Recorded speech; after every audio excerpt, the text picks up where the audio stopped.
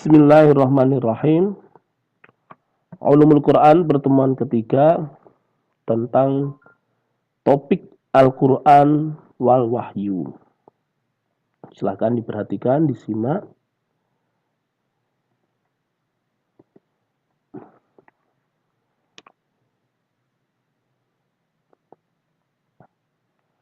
Al-Quran wal Wahyu ya.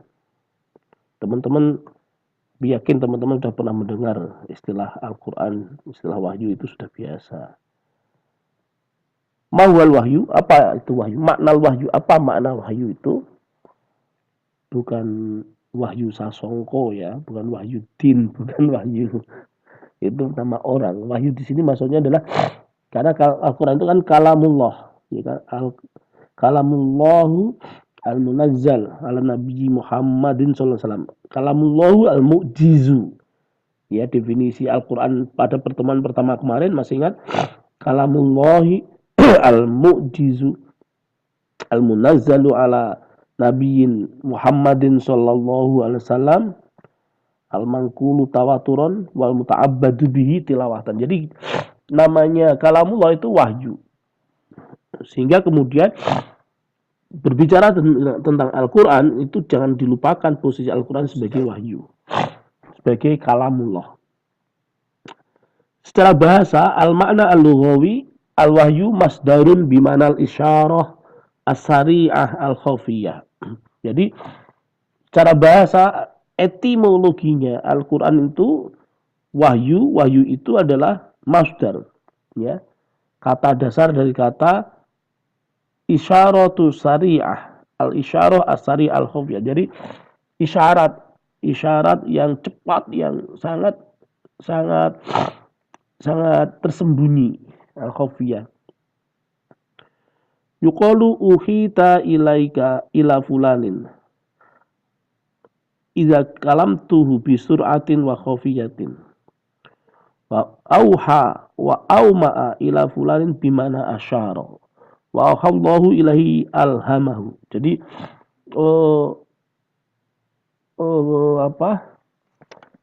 secara cepat, secara tersembunyi, secara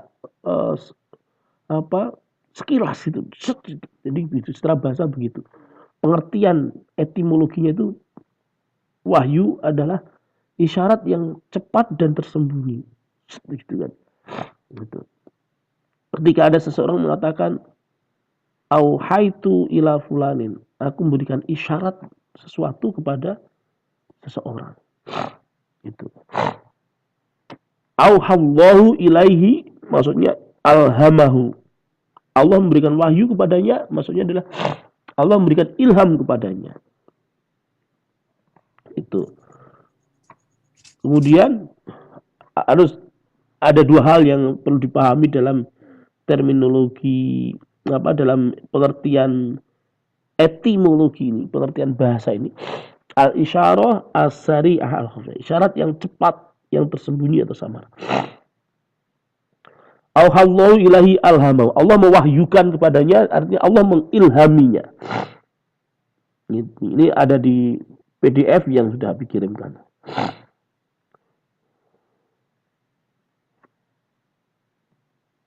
Al-Quran menggunakan lafaz wahyu dalam pengertian bahasa seperti di atas, sebagaimana terdapat dalam ayat berikut. Wa auha rabbuka ilan nahli anil takhidhi minal jibali buyutaw wa minas syajari wa mimma ya'rishun. Dan Tuhanmu mewahyukan kepada lebah ya, yang mengeluarkan madu itu diberi wahyu oleh Allah agar anit takhidhi minal jibali buyuta, agar membuat sarang-sarang di bukit-bukit, di pohon-pohon, wa minas syajari wa mimma ya'rishun, di pohon-pohon dan di tempat-tempat yang dibikin manusia. Maksudnya apa? Di sini secara bahasa auha itu ilham ghorizi. Jadi maksudnya ilham ghorizi. Secara ghorizah lebah yang mengeluarkan madu itu dia juga butuh untuk membuat sarang-sarang, membuat rumah. Itu makanya kemudian auha rabbuka ilan nahli, maksudnya ada ilham ghorizi.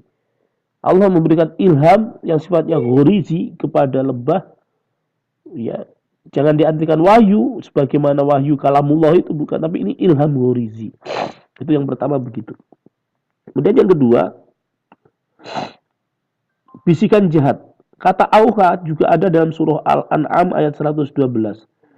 Wa kadzalika ja'alna likulli nabiyyin aduwwan syayatinal insi wal jin. Perhatikan ya. Ini yuhi. Yuhi, kata yuhi ini kan auha juga. Ya, demikian juga Allah Subhanahu wa taala menjadikan setiap nabi ada musuhnya. Ya, dari setan yang berupa manusia maupun setan berupa jin. Itu musuh nabi. Yuhi, yang Allah memberikan wahyu badum, ya, yuhi badum, yang diantara mereka, sebagian diantara mereka yuhi, membisikkan ila badin zuhrufal qaul, membisikkan sesuatu yang jahat kepada yang lain. Jadi yuhi di sini auha artinya apa? Bisikan jahat. Ya, di situ perhatikan ya. Tuh. Terus kemudian selain ilham ghorizi, bisikan jahat, ada juga isyarat. Jadi di surah Maryam ayat 11 ada kata auha. Fa kharaja ala qaumihi minal mihrab fa auha ilaihim an sabbihu bukratan wa ashiya.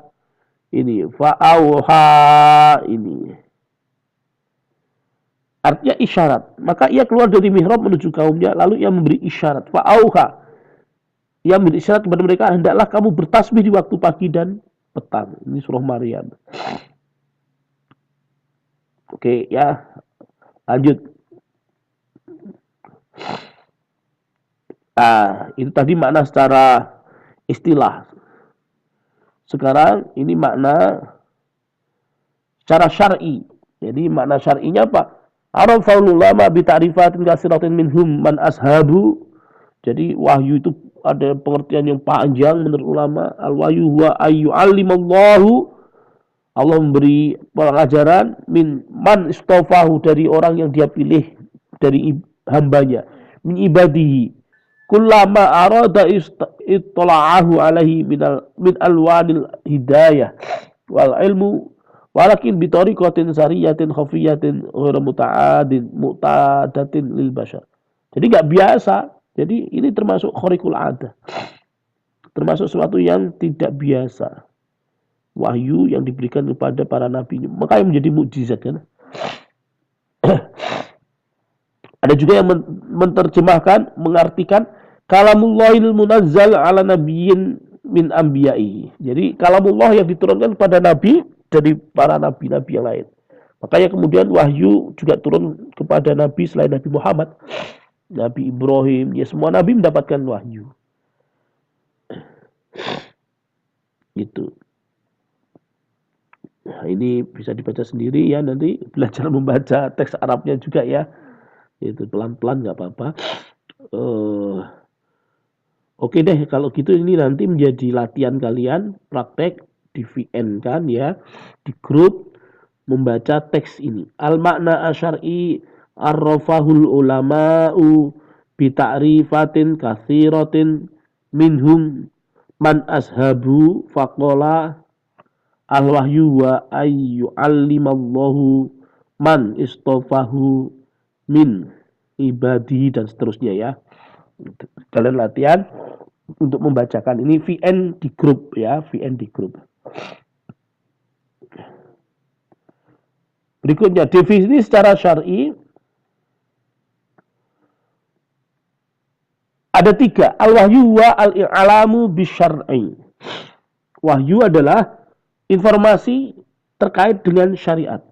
Jadi setiap informasi yang terkait dengan syariat dari Allah kepada para nabi. Pengertian kedua, al-wahyu wa i'lamullahi linabiyyin min anbiya'ihi bihukmin syar'iyyin wa nahwihi. Hampir sama, informasi dari Allah kepada para nabi tentang hukum syara. Yang ketiga al-wahyu wa mayuhallahu ila nabiyyin minal anbiya'i fayusbituhu fi qalbihi fayatakallamu bihi wa yaktubuhu wa huwa kalamullah. Ini aja deh, yang ketiga ini aja deh. Jadi pengertian yang ketiga ini saja yang nanti di VN kan ya. Al-wahyu, tirukan 1 2 3. Al-wahyu huwa ma yuhiyallahu ila nabiyyin minal anbiya'i fayusbituhu fi qalbihi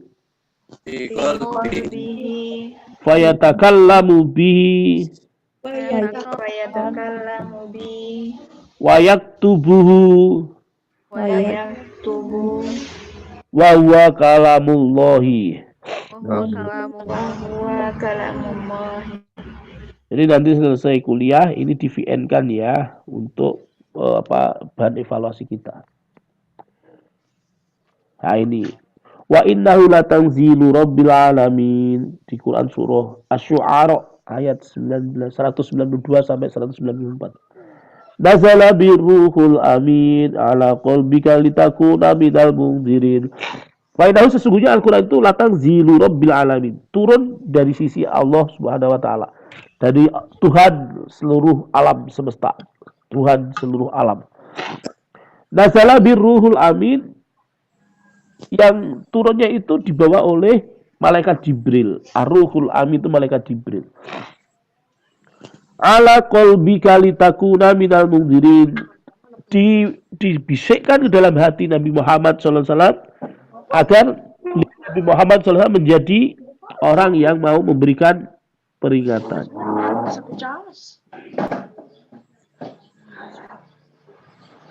Tuh ya, insya Allah bisa mudah dipahami ya teman-teman ya.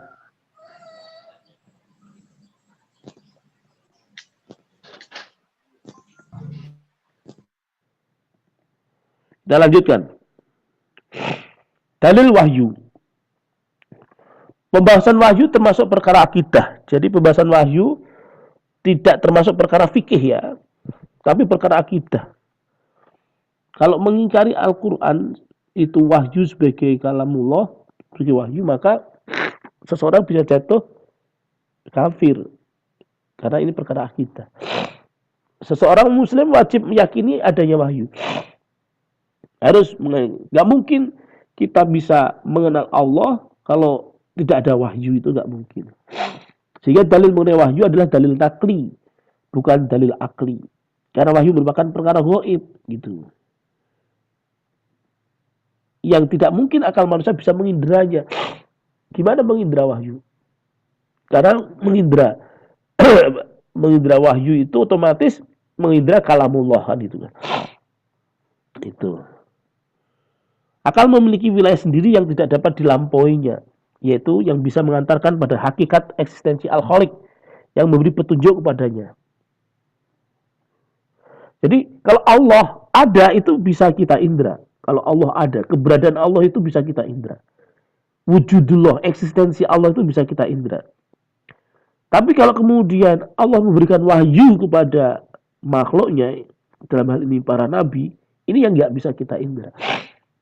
Hanya bisa kemudian kita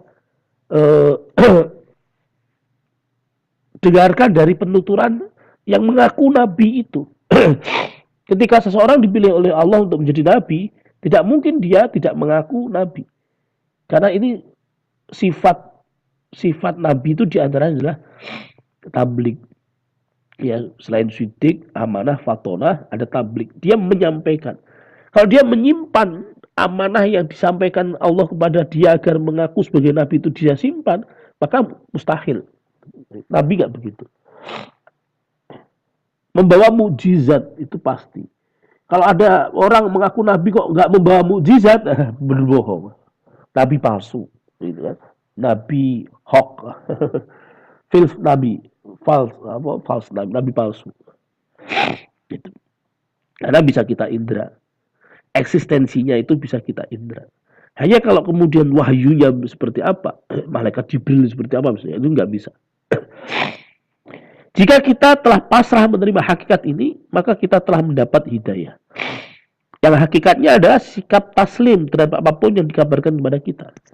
Makanya kemudian apapun yang datang dari Al-Quran, ya kita sami'na wa ata'na. Kita bisa berpikir, tapi berpikir kita terbatas. Allah menciptakan semua manusia itu dengan potensi berpikir. Maka disitulah letak keadilan Allah. Itulah hidayah telah Allah berikan kepada semua saja manusia dengan potensi berpikirnya itu. Makanya di situ ada hidayah kholqiyah, hidayah penciptaan. Baik orang Jawa, Kalimantan, Sumatera, bahkan orang Eropa, orang Amerika, orang mana, Australia, semua selama dia masih orang, dia punya potensi berpikir, disitulah letak keadilan Allah. Allah telah memberikan hidayah kholqiyah kepadanya. Hanya hidayah kholqiyah ini, hidayah penciptaan ini, potensi berpikirnya manusia ini, manusia sadar enggak kalau dia bisa berpikir, sehingga kemudian dia mau mencari untuk menemukan Allah Subhanahu wa Ta'ala. Disitulah ada Al-Quran, ada wahyu, ada kalamullah yang bisa menghubungkan kita dengan Allah Subhanahu wa Ta'ala, berkomunikasi. Ya, singkat kata, langsung pada Al-Quran. Ya, kalau misalnya kuliah di perbandingan agama, ada Injil, Zabur, Taurat misalnya, itu termasuk agama-agama yang lain, Hindu, Buddha, itu dikaji kalau di perbandingan agama. Tapi karena ini bukan fakultas perbandingan agama ya, bukan fakultas usuluddin jurusan perbandingan agama, ini sekolah tinggi ekonomi Islam, maka penjelasannya singkat saja langsung pada Al-Quran ya, yang lain tidak kita kaji. Disitulah ada hidayah irsyad wal bayan, hidayah petunjuk. Ini halal, ini haram, ini wajib, ini sunnah, ini mubah, ini makruh, ini haram misalnya. Dan seterusnya, sampai kemudian ketika orang berkomitmen betul pada hidayah irsyad wal bayan ini, pada Al-Quran ini, dia akan mendapatkan bonus-bonus dari Allah berupa hidayah taufik. Ya, hidayah taufik itu hanya diberikan Allah pada orang-orang yang dipilih Allah. Ya, itu.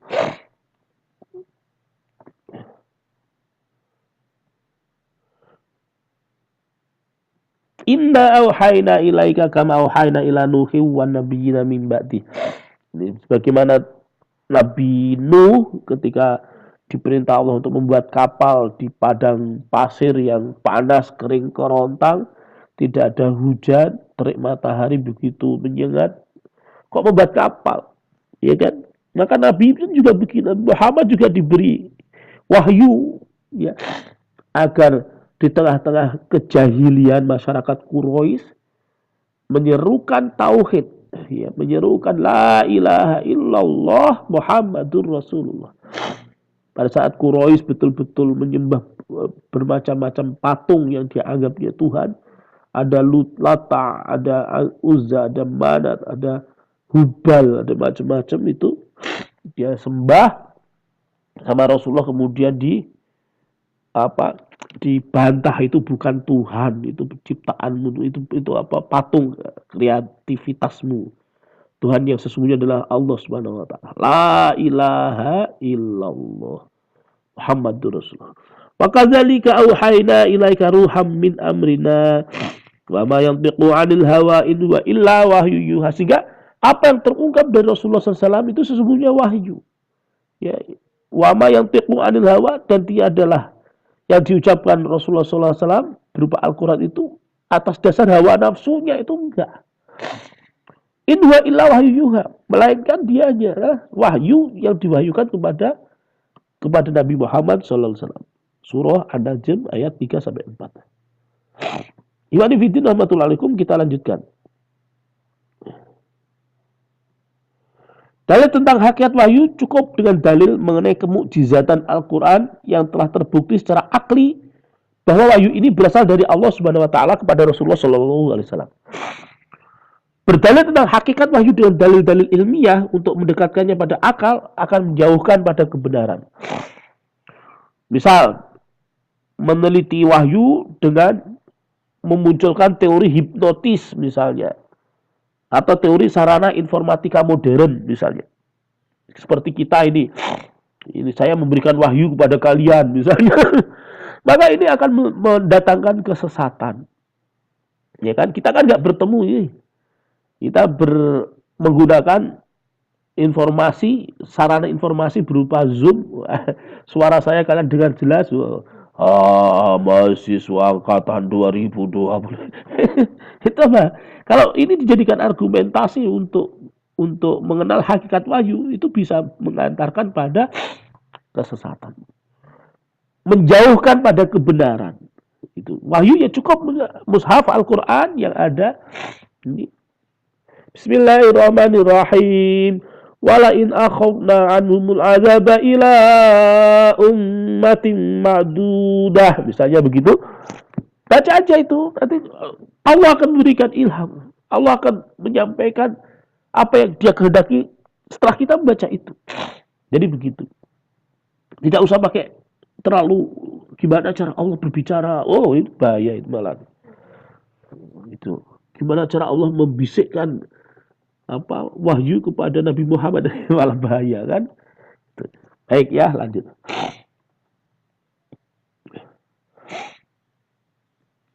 Kesalahannya tampak yaitu ketika berusaha menjelaskan kepada orang-orang yang sulit memahami wahyu, terus kemudian gambaran wahyu tersebut dijelaskan sesuai dengan pemahaman mereka, seperti hipnotis ya, atau proses merekam melalui pita kaset ya, kemudian mengcopy dan memindahkannya ke tempat lain melalui faksimil dan seterusnya.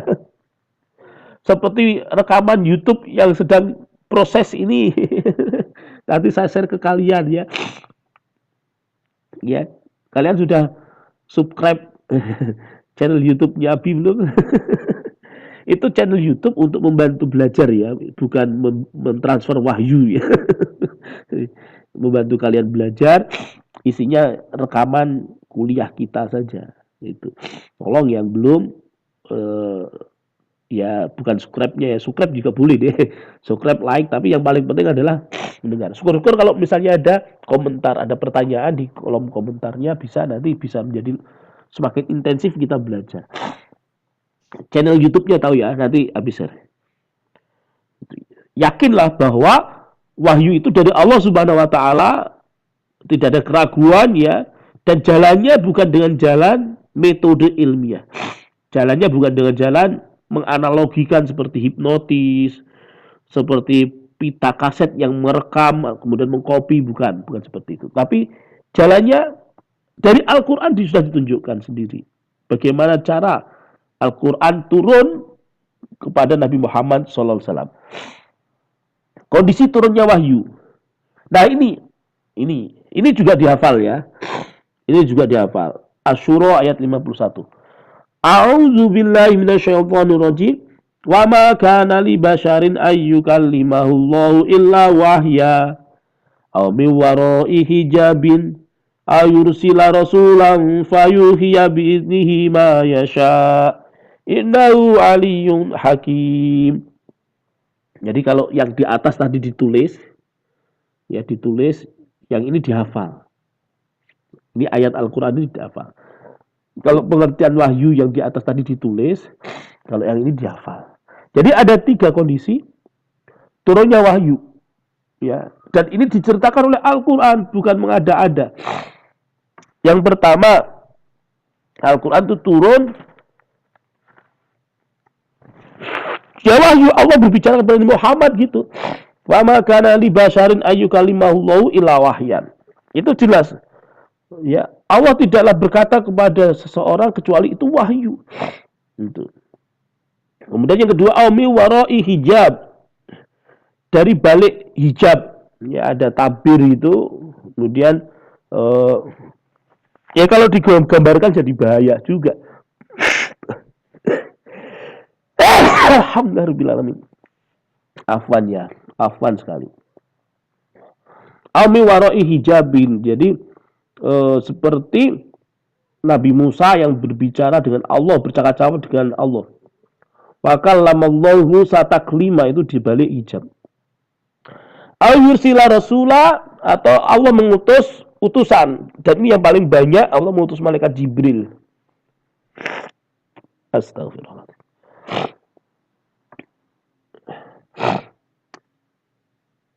Ini yang pertama. Wa ma kana li basarin ayyukallimallahu illa wahyan. Dan tidak ada bagi seseorang manusia pun bahwa Allah berkata-kata dengan dia kecuali dengan perantaraan wahyu. Jadi ketika Allah berkata kepada manusia, maka itu wahyu. Rasulullah SAW menerima kalamullah melalui ilham dalam keadaan terjaga, dan wahyu disampaikan di dalam pikiran Rasulullah SAW sehingga beliau menyadarinya. Ini ya, sungguhnya Jibril telah membisikkan dalam pikiranku bahwa seseorang tidak akan mati sebelum terpenuhi rezekinya. Maka bertakwalah kalian kepada Allah dan perbaguslah cara mencarinya. Rasulullah SAW bermimpi dalam tidurnya didatangi Jibril. Jadi ini cara yang pertama, langsung. Cara yang pertama ini langsung. Kemudian cara yang kedua, ini cara yang kedua, al-min wara'i hijab, dari balik tabir. Sebagaimana Nabi Musa berbicara kepada Allah, wa kallama Musa taklima, dari balik takbir, dari balik tabir. Allah Subhanahu wa taala berbicara dengan Nabi Musa di balik tabir. Seperti seseorang yang berbicara dengan orang lain yang berada di balik tabir berdasarkan sebagian khasiat yang dimilikinya. Orang yang di balik tabir itu mendengar suaranya meskipun dia tidak mampu melihat bentuknya. Seperti itulah yang terjadi pada Nabi Musa ketika Allah berbicara kepadanya. Jadi penjelasannya seperti itu. Peristiwa seperti ini tidak terjadi pada Rasulullah SAW kecuali hanya pada satu peristiwa, Isra Mi'raj, ketika Isra Mi'raj saja. Ya. Kemudian kondisi ketiga, ayur sila rasula, atau dengan mengutus utusan. Kondisi ini adalah kondisi yang paling sering terjadi dengan mengutus malaikat Jibril. Nazala birruhul amin ala qaumika litakuna minal mundharin. Jadi yang diutus untuk menyampaikan wahyu adalah malaikat Jibril. Tentang Arkanuddin masih ingat? Bahwa iman, bahwa Islam, bahwa Islam itu kan malaikat Jibril datang kepada Rasulullah, diutus oleh Allah untuk menjelaskan tentang apa itu iman, antu'minu billahi wa malaikatihi wa kutubihi wa rusulihi wal yaumil akhirihi wa bil qadarihi khairihi wa syarihi minallahi ta'ala. Apa itu Islam? Syahadat, sholat, zakat, puasa, haji, kan itu. Apa itu ihsan? Karena kata Allah, fa'ilam yastati fa'innallaha yaraka. Itu kan. Seakan-akan kau beribadah itu melihat Allah. Kalau nggak bisa, maka yakinlah bahwa Allah pasti melihatmu. Itu juga disampaikan oleh malaikat Jibril yang menyerupai manusia datang kepada Rasulullah SAW pada saat Rasulullah bersama para sahabat. Oke. Bentuk yang paling berat ketika wahyu turun adalah bunyi gemerinci, lonceng, ya, kuending, begitu ya, saya membayangkan, tapi juga begitu juga ya. Sampai Rasulullah seakan-akan seperti pingsan. Dia roboh. Lalu menyadari apa yang dikatakan, oh begitu. Itu yang paling berat. Yang paling ringan, Rasulullah adalah ketika Jibril datang menjumpai seorang laki-laki, ajak bicara, itu, oh ternyata Jibril menyampaikan wahyu. Gitu. Nah itu berbeda dari hadis qudsi dan hadis nabawi. Ini kemarin ada yang menanyakan ya, kalau hadis qudsi, hadis ya, pada umumnya hadis itu lafadznya dari Rasulullah SAW, maknanya dari Allah. Kalau Al-Quran, lafadz dan makna dari Allah Subhanahu Wa Taala. Itu sederhananya begitu. Nah hadis sendiri ada dua, hadis nabawi dan hadis qudsi. Kalau hadis nabawi itu hadis yang mentok kepada Rasulullah, lafadznya hanya lafadz Rasulullah SAW. Kalau Rasulullah SAW biasanya ada kata gitu. Inna Rasulullah SAW yakul, biasanya begitu. Periwayatannya. Tapi kalau hadis qudsi, periwayatannya itu kalau Rasulullah SAW fima yarwihi an rabbihi, ada nisbat pada Allah Subhanahu Wa Taala. Kalau Allah Taala fima rawahu anhu Rasulullah SAW, misalnya begitu. Allah berfirman sebagaimana dikatakan oleh Rasulullah SAW, maka itu hadis qudsi. Jadi begitu. Kemarin ada pertanyaan apa perbedaan antara hadis qudsi dengan hadis nabawi. Itu. Dua-duanya hadis, yang satu mentok periwayatannya pada Rasulullah, itu hadis nabawi. Kalau hadis qudsi mentok periwayatannya pada Allah Subhanahu wa taala. Tapi dua-duanya hadis, lafadznya dari Rasulullah, maknanya dari Allah. Beda dengan Al-Qur'an, kalau Al-Qur'an lafadz dan maknanya dari Allah Subhanahu wa taala. Berikutnya, sampainya wahyu kepada kita adalah dengan melalui proses nakli, yaitu diambil dari jalan pemberitaan, talaki dan istimbat. Bukan melalui eksperimen dan kesimpulan seperti metode ilmiah, enggak. Ya. Pengetahuan-pengetahuan yang berasal dari wahyu merupakan sakofah. Yang cara mendapatkannya sebagaimana dijelaskan di atas, yaitu dari guru. Makanya perlu sanad, itu sangat penting. Sanad itu sangat penting. Dan alhamdulillah ini tahadus bin ni'mah, tapi ada sanad sampai Rasulullah SAW itu urutan ke 31. Masya Allah ya, ada sanad. Karena apa? Karena sakofah itu meniscayakan begitu ya. Sakofah Islam seluruhnya kembali kepada Al-Quran dan Sunnah. Dari keduanya, dengan memahami keduanya dan yang mengharuskan keduanya, muncullah seluruh cabang sakofah Islam. Termasuk keduanya. Ulumul Quran, ulumul hadis, itu termasuk sakofah Islam. Selain ulumul Quran, ulumul hadis, ada usul fikih, ada bahasa Arab, ada fikih muamalah, ada yang lain-lain. Itu semua pengetahuan-pengetahuan keislaman, sakofah-sakofah Islam itu sumbernya adalah Al-Quran dan As-Sunnah. Kalau Al-Quran jelas, ya wahyu yang turun kepada Rasulullah SAW sebagai mukjizat. Kalau As-Sunnah itu bagaimana Rasulullah hidup di Mekah, kemudian berdakwah ke Madinah, terus begitu sampai Islam menyebar hingga sekarang ini. Wa anzalna ilaika dzikra litubayyana linnas. Itu. Jadi memang Rasulullah SAW itu diperintahkan oleh Allah agar memberikan peringatan kepada manusia. Ya. Al-Quran menyuruh kaum muslim agar mereka mengambil apa yang telah dibawa oleh Rasul. Wa ma atakumur rasulu fakhuzuhu wa ma nahakum anhu fantahu. Dan mengambil apa yang dibawa oleh Rasul itu tidak mungkin kalau kita nggak memahami dan mempelajarinya. Karena itulah memang harus belajar Al-Quran, harus belajar bahasa Arab untuk memahami Al-Quran. Hadis, fikih, tauhid, bahasa lain-lain. Untuk apa? Untuk mencontoh Rasulullah, untuk meneladani Rasulullah SAW, untuk menjalankan apa yang Allah perintahkan kepada Rasulullah SAW. Begitu. Wallahu a'lam bishawab. Terima kasih. Ikhwani fillah warahmatullahi. Ini penjelasan poin-poin dari materi pertemuan ketiga kita. Silahkan, mungkin ada diskusi, ada pertanyaan, boleh diajukan. Abi akhiri billahi taufiq wal hidayah. Assalamualaikum warahmatullahi wabarakatuh.